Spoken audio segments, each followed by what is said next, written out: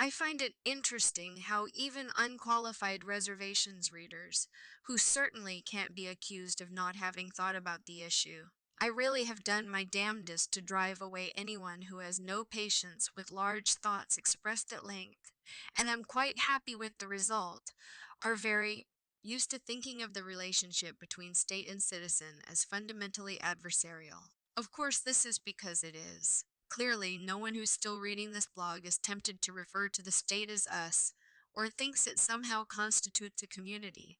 Most of us are quite sick of this giant, cancerous blob which wants to own our minds and tell us what to do. Nonetheless, it continues to grow. I think it's fair to say that attempts to reverse this trend, or even to stop it, have been quite unsuccessful. Perhaps it's worth reconsidering the strategy. My theory, which I admit is unorthodox, is that most attempts to defeat or limit the growth of the state have failed mainly because they've tended to attack it on political grounds. That is, they have proposed governmental mechanisms to limit the growth of government. It is not too hard to see why this might fail. See my latest discussion with Nick Szabo. Instead, I think there is a basic economic problem that needs to be solved. To me, the growth of government looks just like the Byzantine structures that evolve around any male-structured market, such as a rent-controlled housing market. Effectively, I think, libertarians who don't believe the state should exist are like New Yorkers who don't believe landlords should exist. They pay rent anyway. They just pay it in a bizarre swirl of fees to brokers. And they think it's perfectly normal that in 2007 they live in an apartment with no garbage disposal. To me, the state is simply a real estate business on a very large scale. The economic error is in thinking that the rent's taxes. Its subjects pay are payments for services.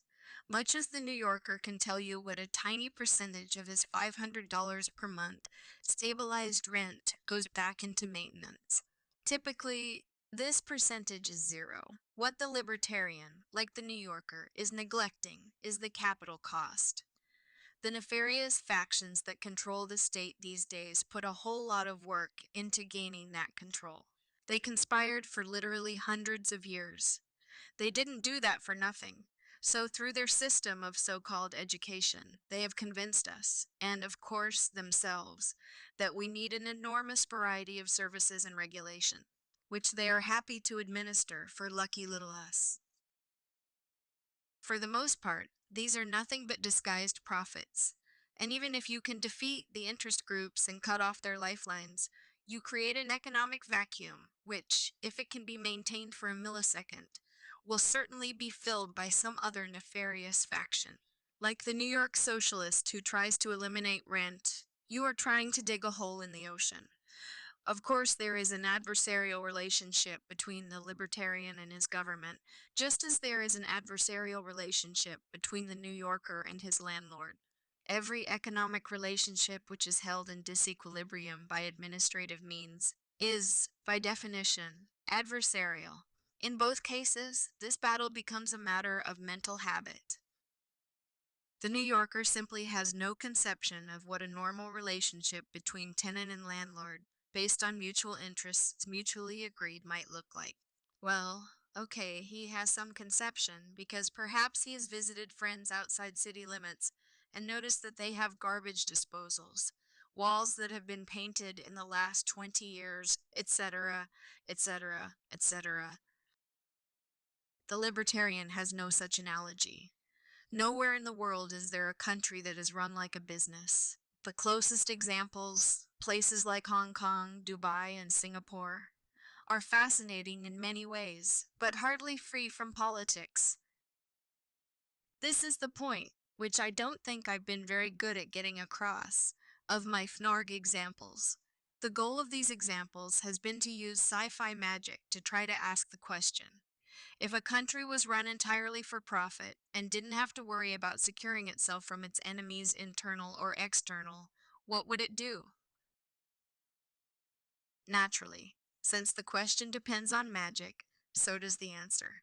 This Gedanken experiment can't answer the question of how to fix government. but perhaps it's a piece of the puzzle. There are two variants of the experiment. In the first, the private country is a monopoly. In the second, it's competing with other governments, a much more attractive proposition. Let's answer this one first. Nargland is a business. Like any business, it has no reason at all to alienate its customers. Does the barista at Starbucks spit in your coffee? The happier Fnargland can make its residents, the more it can charge them. This is basic economics. It is also basic economics that you can't make someone happier by reducing the set of actions he or she can take. In financial terms, you can think of the right to do something as an option. There is no such thing as an option with negative value. Therefore, the corporate administrators of Fnargland can be expected to operate their country under libertarian principles. Fnargland will ensure its customers deal fairly with each other, and otherwise leave them alone. This is both in its interest and in theirs, except of course for the taxes. In Fargland, taxation is not theft. Income tax, however, is extremely annoying, so perhaps a property tax-only regime, a la Henry George, might be preferred. One benefit of this is that Fnarco's shareholders find it easy to calculate the expected return on their equity, because it will follow the presumed ascent of the property market. For a little libertarian red meat, here are some freedoms I think citizens of Fnargland would enjoy. My basis for enumerating these freedoms is not that I think they're cool and I would love to live in a place where I had them. Although I would, but that I can't imagine how Fnarco could have even a particle of interest in infringing them. 1. Freedom of computation and communication. Fnargeets can compute any function and send each other the result. Fnargland is beholden to no Mickey Mouse copyright monopoly. The ring protects it from any air, land, or sea assaults by the MPAA. 2. Freedom of contract and arbitration. Unless they are conspiring to commit a crime, Fnargites can make any agreement with each other, assign any arbiter to judge performance, and submit to any penalty and enforcement. 3. Freedom of medicine. Fnargeets own and are responsible for their own bodies. No committees of bureaucrats are charged with telling them what pills they can and can't take, what experts they can and can't consult, etc., etc., etc. 4. Freedom of industry.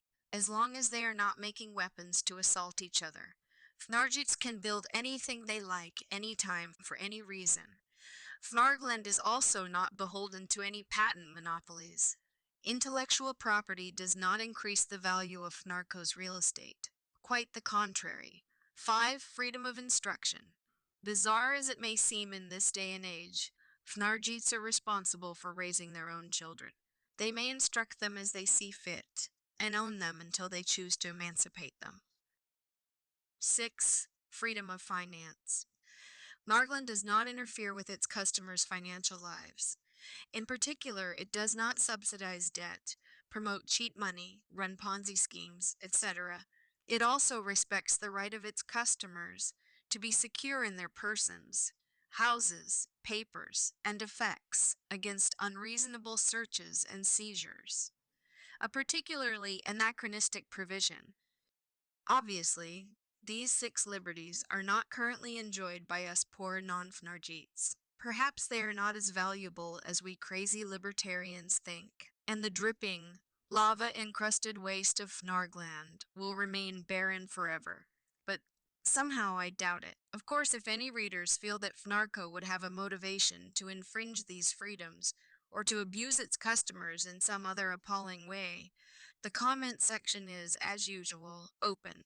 It may help to imagine yourself as some hotshot from McKinsey, suggesting new revenue measures to the skeptical board of directors.